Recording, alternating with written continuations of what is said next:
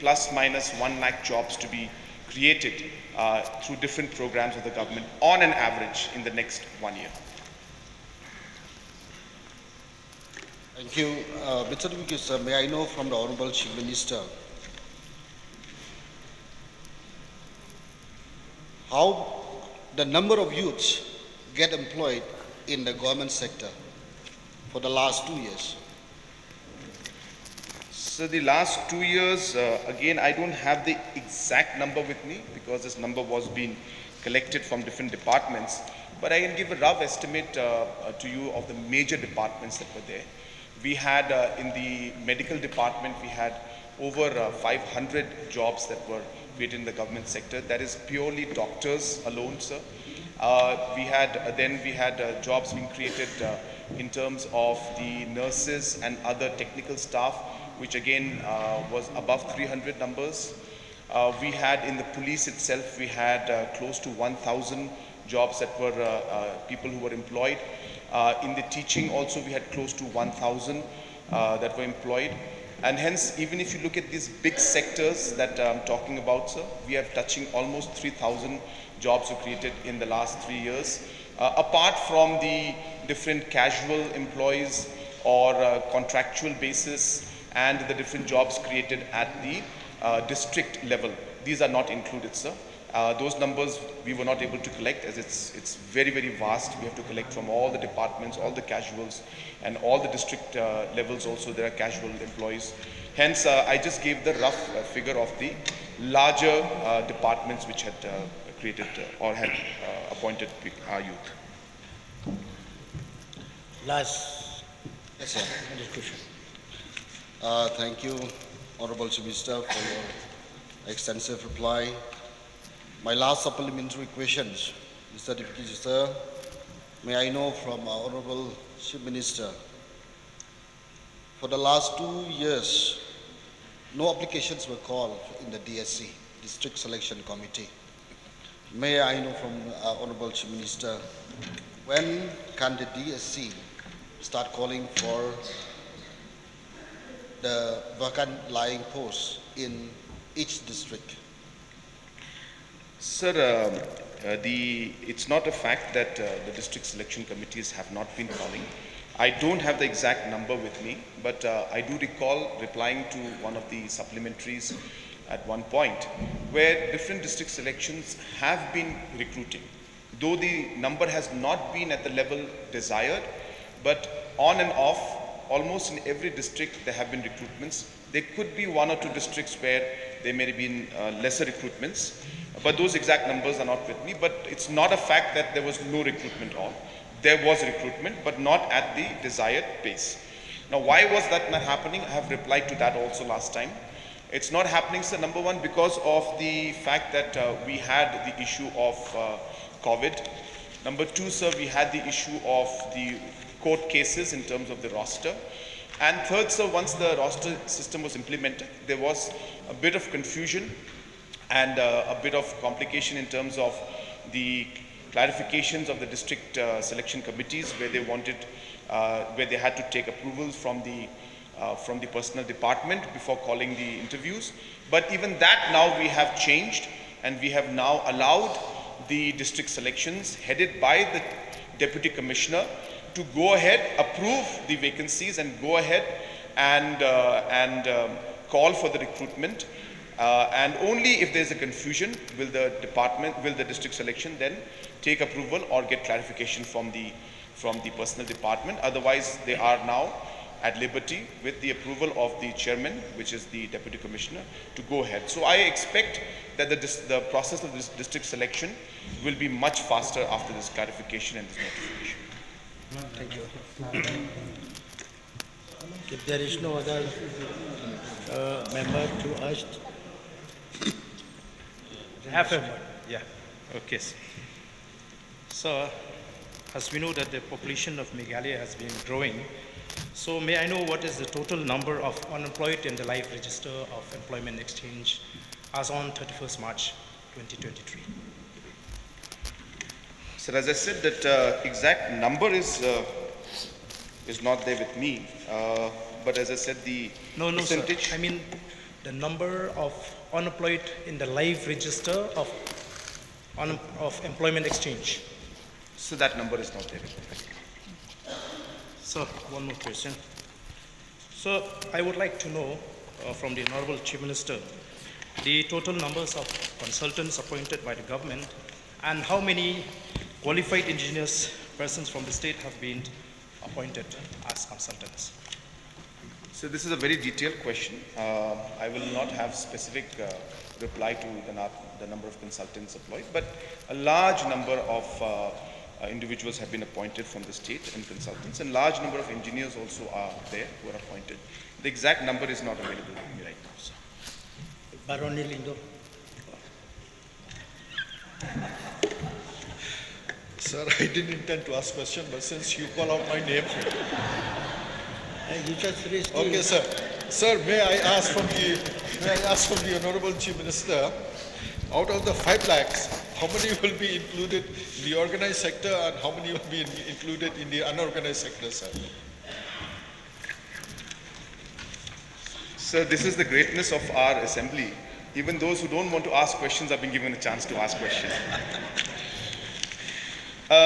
Sir, of course, these are larger figures and overall figures. And just to give an idea to everybody how the breakup it looks like, so that they'll get an idea on their own what will be the organized and the unorganized. So we're targeting that we should create in the agriculture and allied sectors, we are expecting to create about 2.5 lakh job opportunities in the next 4 years. Sir, in the different NRLM, which sir, again has been a very, very successful model, you'll be happy to know, sir, that in the last 5 years, we have created 1 lakh job opportunities for women in the NRLM sector, and these are all registered, sir. These are not numbers that we're just giving out in the air. These are registered businesses under the self-help group. 1 lakh of them have been done, and we are targeting to do another 1 lakh in the next 4 years. So there are different skill-based programs we have, which is called the Skill Meghalaya program. We are targeting to train over 1.2 lakh people in that and employ at least about 50% from there. So about 50,000 to 60,000 we expect that we'll be able to employ from there. So tourism is going to be a great job creator. We expect direct to indirect tourism projects to be created approximately about 50,000 based on the kind of investments that we have made in the past and the investments that we will be making in the future. Under the CM Elevate program, so again a very, very progressive and a program that's meant for the different youths of our state especially. We expect a minimum of 50,000 jobs to be created because we'll be supporting over 20,000 enterprises in this, some small, some big. So we expect a large number to be created in the IT sector. There is a second phase of the IT park in Shillong which is under work, and the new IT park in Tura also will be there. So we expect direct, indirect employment of almost 25,000 to be created in the IT sector. And sir, other government programs and other things that we plan to do within the government organization, where a large number of people will be employed, may not be permanent employment, but on contractual basis, consultants, other things from, I think all these jobs will create at least a minimum of 10,000 more jobs within the department. So we expect that we should touch 35 plus. I have given conservative numbers in some, so therefore I stick with my figure of 5.5. But in the budget, of course, we have mentioned only 5 lakhs, keeping a buffer of 10%. Thank you. Any other? You have. Sir, may I ask the Honorable Chief Minister his, focus on agriculture, tourism. So we have a number of professionals like engineers, doctors, nurses. Are there any plans in the future to absorb, because we have thousands of engineers who are passed out. So I'd like to suggest to the Chief Minister to look into this factor also, because a lot of them after obtaining degree, whether it be a diploma, degree, now they're looking for job opportunities elsewhere, not compatible with the education that they got, sir. For example, there is graduate engineer. She said, now I'll apply for a teaching job. So the studies that she did in engineering, I don't think will be of much help in her teaching job. So sir, I would like to suggest to the Chief Minister, if you can look at this angle also, besides agriculture, tourism and all that, to look at this factor also, sir. It's only suggestion, no? Not question. Question and suggestions. I will pass Sir, on to sir, if you permit, sir, I would like to answer to that suggestion. So the point mentioned by the Honorable LO is absolutely valid. But it's not always possible for us to map every skill or every degree with the job opportunity. So there may not be 100% opportunity in terms of the education that you may have had. But sir, the opportunities that come up through these different programs sometimes go beyond what we just plainly notice. I'll give you an example, sir. Just day before yesterday, I was in Babadam in West Karo Hills. And we had opened up a processing unit out there, maybe one of the largest processing units in the region, where there was an areca nut processing plant, there was a turmeric processing plant, there was a ginger processing plant, there was then after that ginger, areca nut, then there was so about 3-4 other processing plants were there, I can't remember right now. And so while these processing plants were there was a very high-tech lab to check the quality of these products so that they could be exported outside, their organic value and different kind of chemicals and all these things in the soil testing, so on and so forth. And also, this entire plant, sir, is run through a 200 plus kilowatt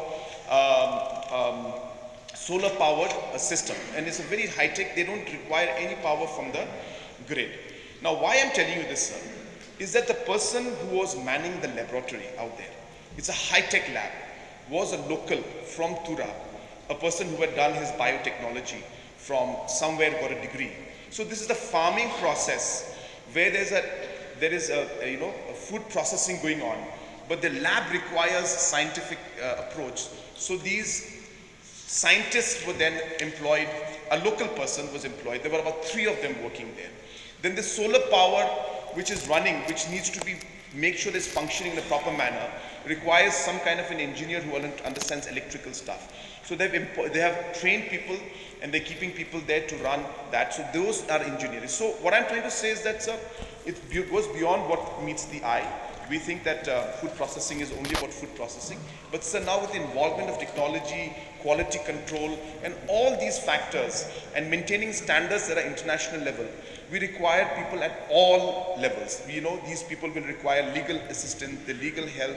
So as the economy grows, the utility of different subjects and different professions will be required. And